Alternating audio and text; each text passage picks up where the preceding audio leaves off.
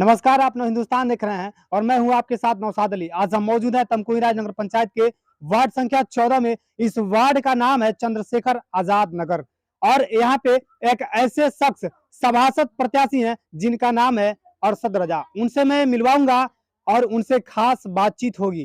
से हम बात करके जानेंगे कि इनके क्या कुछ मुद्दे हैं, किस मुद्दों को लेके ये चुनाव लड़ रहे हैं। सबसे पहले नौ हिंदुस्तान में आपका स्वागत है। सबसे पहले तो आपके जो ये चैनल है, यूट्यूब चैनल है नौ हिंदुस्तान, इसको हम दिल की गहराइयों से आभार प्रकट करते हैं कि आपने हम जैसे किसान गरीब मजदूर के बेटे को एक डिजिटल प्लेटफॉर्म दे रहे हैं कि हम अपनी बात आपके इस प्लेटफॉर्म के माध्यम से पिता तुल्य बुजुर्गवान माताओं बहनों और युवान साथियों तक आसानी से पहुंचा सकूं। इसके लिए आपका आभारी हूं। आप चुनाव लड़ रहे हैं, इस वार्ड का नाम है चंद्रशेखर आजाद, जो काफी संघर्ष मेहनत की और इस देश के लिए एक बलिदान देकर के शहीद होकर के चले गए। इस आप ऐसे नगर वार्ड सभासद से आप चुनाव लड़ रहे हैं, क्या कहना चाहेंगे?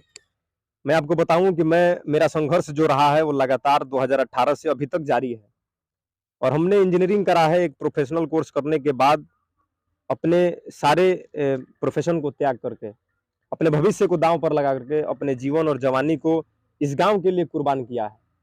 कौन ऐसा युवा होगा जो एक सॉफ्टवेयर लाइन की लाइफ से एक अच्छी लाइफ से बाहर हटकर और जेल तक की यात्राएं करने को चुनेगा? कौन ऐसा युवा होगा जो एकदम गरीबी में पलकर एक मजदूर का बेटा जो घर की स्थितियों को जानता है, परिस्थितियों को जानता है कि हमारी स्थिति ठीक नहीं है, बावजूद इसके उस कमाई वाले रास्ते को छोड़कर किसी गरीब मजदूर की मदद के लिए आगे आता होगा? तो जब मैं गांव आया 2018 के बाद, तो हमने देखा कि गांव में बहुत सारी समस्याएं हैं। कोई बीमार होता है, कोई किसी के घर शादियां पड़ती हैं, तो आलम यह है कि जमीनें बिक जाती हैं, कोई मदद करने को तैयार नहीं है। जबकि ये जनमत आम जनमानस के एक वोट के अधिकार से वो राजा बन जाता है, 5,000 का जूता पहनने लगता है, अपना घर बनाता है, आलीशान बिल्डिंग बनाकर रहने लगता है। तो हमने इस समीकरण को तोड़ने का एक निर्णय लिया और तब जाके मैं राजनीतिक मैदान में कूदा। और ये मैं आपको बताऊं कि जब तक अच्छे लोग राजनीति में कदम नहीं रखेंगे, तब तक बुरे लोग इस राजनीतिक गद्दी पर बैठे रहेंगे।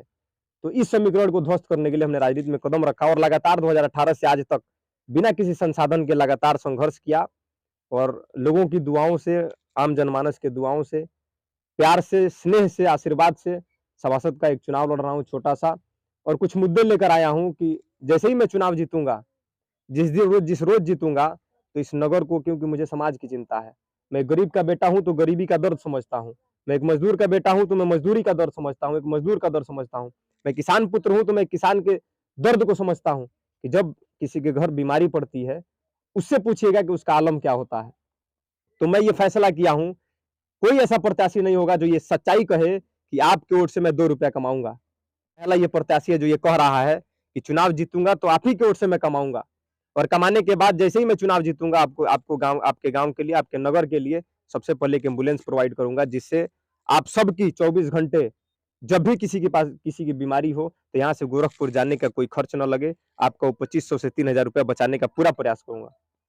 आपने तो संघर्ष का पूरा दौर ही जारी कर दिया, सब कुछ आपने बता दिया कि मैं इतने दिनों से मेहनत कर रहा हूँ, संघर्ष कर रहा हूँ, और आगे भी आपने बता रहे हैं कि मैं मेहनत करूंगा, संघर्ष करूंगा, और जनता के पैसे से ही, जनता के जो मत देंगे और जीते हुए उन्हीं लोगों के पैसे से मैं मेहनत करूंगा और उन्हीं के पैसे से मैं विकास करूंगा।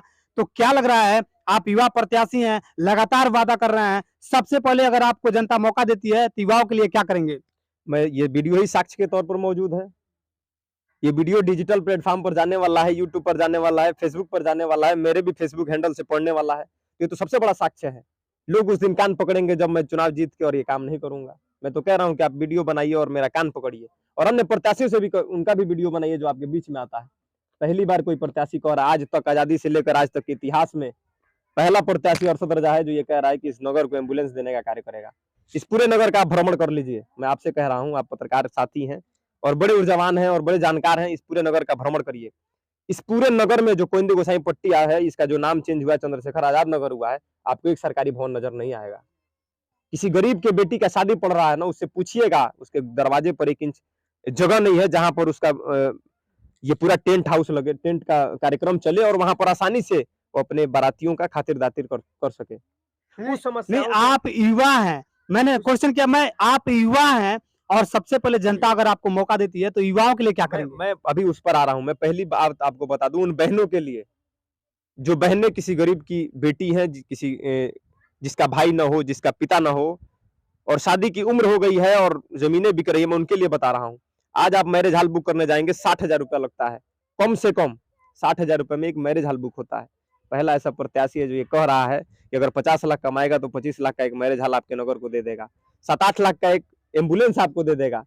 और जो यहाँ पिता तुल्य बुजुर्गवान है, जो बूढ़े हो चुके हैं, जो कभी अयोध्या की धरती पर नहीं गए हैं, जो कभी अजमेर शरीफ की धरती पर नहीं गए हैं, जिनके दिल में ये लालसा है कि मैं तीर्थ यात्रा कर सकूं, आपका ये बेटा, आपका ये भाई अगर चुनाव जीतेगा तो हर साल जितने भी बुजुर्ग लोग होंगे उनको तीर्थ यात्रा कराएगा। मुस्लिम लोगों के लिए अजमेर शरीफ या बाराबंकी में देवा शरीफ ले जाकर तीर्थ यात्रा कराएगा, और जो हिंदू जनमानस उनका अयोध्या, हनुमानगढ़ी, काशी, मथुरा जैसे जगहों पर ले जाकर के तीर्थ यात्रा कराने का कार्य करेगा। ये पहला ऐसा प्रत्याशी है जो इन जमीनी हकीकत और जमीनी मुद्दों से आपको रूबरू करा रहा है।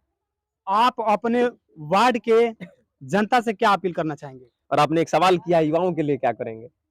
तो युवाओं के लिए जो मैरिज हॉल बनाएंगे उसमें एक बड़ा विस्तार किया जाएगा, जिसमें खाली जगह होंगी, जहां पर ये बच्चे क्रिकेट के बड़े आदी हैं, तो क्रिकेट की व्यवस्थाएं की जाएंगी। वहां पर कैरम बोर्ड वगैरह या जो लूडो छक्का जो भी ये खेलेंगे, वो सारी सुविधाएं वहां उपलब्ध रहेंगी। किसी के घर में कोई रिश्तेदार आता है, अगर घर में जगह नहीं है तो उस मैरिज हॉल में आसानी से सारी व्यवस्थाएं होंगी जहां पर इनके घर के रिश्तेदार रह सकें। और शिक्षा, जैसे आज के जो युवा हैं उन्हें शिक्षा की सबसे ज्यादा जरूरत है, तो निःशुल्क एक कोचिंग सेंटर चलाने की बड़ी ललक है। और मैं अगर चुनाव जीतता हूं तो निःशुल्क कोचिंग सेंटर चला करके बच्चों को अच्छी शिक्षा प्रोवाइड कराने का पूरा जनता से क्या अपील करना चाहेंगे? जनता से यही कहेंगे, हाथ जोड़कर अपील करेंगे कि मैं आपका बेटा हूं, आपका भाई हूं, लगातार आपके बीच में संघर्ष कर रहा हूं, 2018 से आज तक लगा हूं, मुकदमे झेल रहा हूं, जेल तक यात्राएं किया है, पुलिस की प्रताड़ना झेली है, पुलिस की लाठी खाई है, 20 बार से अधिक गिरफ्तार होकर के तमकुही, सेवरही चौकी और थानों में बंद हुआ हूँ, जेल जा चुका हूँ। तो मैं तो अपना जीवन और जवानी आप पर कुर्बान कर दिया हूँ। ना आज से कोई सरकारी नौकरी मिलने वाली है और ना ही विदेश जाने वाला हूँ। तो हमने भी प्रण लिया है कि मैं इस जमीन से जुड़ा रहूंगा और एक चप्पल पहनकर चलता हूँ, 200 रुपए का कुर्ता और 100 रुपए का पैंट पहनता हूँ, और जिस जीवन में हूँ अधिक से अधिक, आपको बताऊं मेरे पास इस समय भी बाइक नहीं है, आपको जानकर हैरानी होगी, बावजूद उसके पैदल चलकर और हर जगह पहुंचना, सबके दुख सुख में शामिल होना,